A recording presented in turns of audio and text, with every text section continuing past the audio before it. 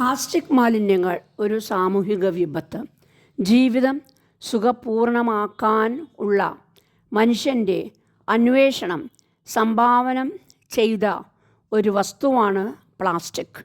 സമയത്തെയും സൗകര്യത്തെയും മെച്ചപ്പെടുത്തുക എന്ന ആശയം നൂതന കണ്ടുപിടുത്തങ്ങൾക്ക് അടിത്തറ ആകുന്നു.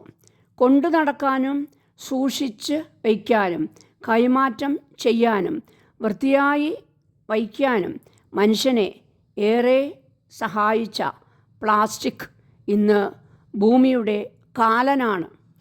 ഏതൊരു വസ്തുവും നശിക്കുകയോ മാറ്റത്തിന് വിധേയം ആവുകയോ ചെയ്തില്ലെങ്കിൽ അത് ഭൂമിക്ക് ബാധയാവും. മനുഷ്യൻ തന്നെ മരിച്ചില്ലെങ്കിൽ എന്തായിരിക്കും സ്ഥിതി? ഒന്ന് കണക്ക് കൂട്ടി നോക്കുക. ഭൂമിക്ക് ഭാരമാവില്ലേ? ഏതായാലും നിലനിൽപ്പ് നാശത്തിലൂടെ ആണെന്ന് കാണാം. ഇവിടെയാണ് പ്ലാസ്റ്റിക് വിജയിച്ചത്. അവൻ മരിക്കുന്നില്ല. അതുകൊണ്ട് തന്നെ മണ്ണിന് താങ്ങാനാവാത്ത വിധം ഭീകരമാണ് അവൻ്റെ സാന്നിധ്യം. ചൂടും മർദ്ദവും നിശ്ചിത അളവിൽ നൽകി അടിച്ച് പരത്താവുന്നതും വലിച്ച് നീട്ടാവുന്നതും ദ്രവരൂപത്തിൽ ആക്കി ആവശ്യമുള്ള ആകൃതിയും വലിപ്പവും നൽകി എടുക്കാവുന്നതും ആയ പോളിമറിക് വസ്തുക്കളാണ് പ്ലാസ്റ്റിക്. ഭാരക്കുറവാണ് അതിൻ്റെ ഏറ്റവും വലിയ സവിശേഷത. അസംസ്കൃത വസ്തുവിൻ്റെ ലഭ്യത കൂടുതൽ ആയതിനാൽ വില കുറവാണ്.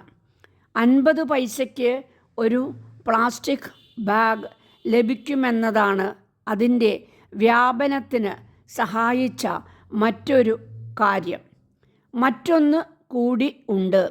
ജൈവ വിഘടനം സംഭവിക്കാത്തതിനാൽ ഏറെ നാൾ നിലനിൽക്കും. നനയാത്തതും എളുപ്പത്തിൽ വൃത്തിയാക്കാൻ കഴിയുന്നതും ആണ് പ്ലാസ്റ്റിക്. മേന്മകൾ ഏറിയപ്പോൾ എല്ലാ ആവശ്യത്തിനും പന്തിയിൽ ഇലയ്ക്കുവരെ കേരളീയർ പ്ലാസ്റ്റിക് ഉപയോഗിച്ചു.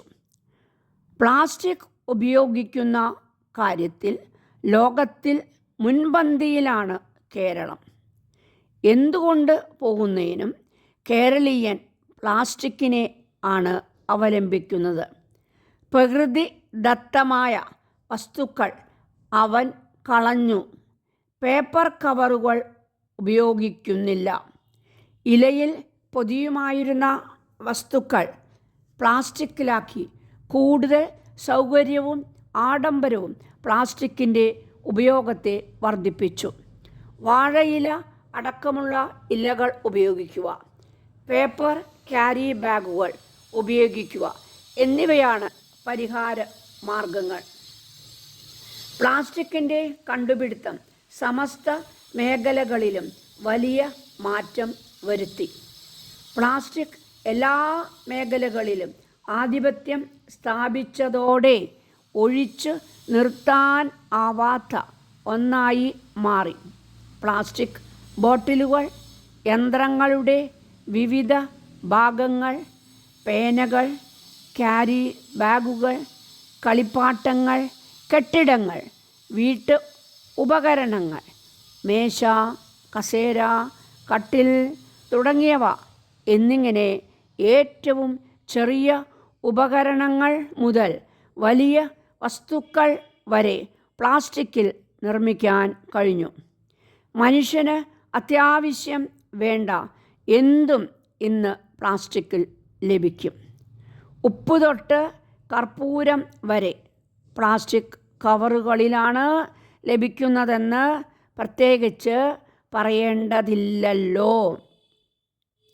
അല്പം പിന്നിലേക്ക് കണ്ണോടിച്ച് നോക്കിയാൽ ഏതാണ്ട് 1912 മുതലാണ് പ്ലാസ്റ്റിക്കിൻ്റെ ചരിത്രം ആരംഭിക്കുന്നത് എന്ന് കാണാം. ഭാരതത്തിൽ പ്ലാസ്റ്റിക് നിർമ്മാണം വ്യാവസായിക അടിസ്ഥാനത്തിൽ ആരംഭിക്കുന്നത് 1940 മുതലാണ്. 2006 പ്ലാസ്റ്റിക്കിൻ്റെ ഉപഭോഗം ഏതാണ്ട് 6 ദശലക്ഷം ടണ്ണായി. കേരളത്തിൽ ഓരോ വ്യക്തിയും 6 മുതൽ 8 വരെ കിലോഗ്രാം പ്ലാസ്റ്റിക് ഉപയോഗിക്കുന്നു. ലോകത്തിലെ ആകെ ഉപയോഗം വച്ചു നോക്കുമ്പോൾ ഇത് 40% വരെ കൂടുതലാണ്. പ്ലാസ്റ്റിക് ഇന്ന് ഒരു പാരിസ്ഥിതിക പ്രശ്നമാണ്. ലോകത്ത് എവിടെയും അമേരിക്ക പോലുള്ള രാജ്യങ്ങൾ പ്ലാസ്റ്റിക് കടലിലാണ് തള്ളുന്നത്.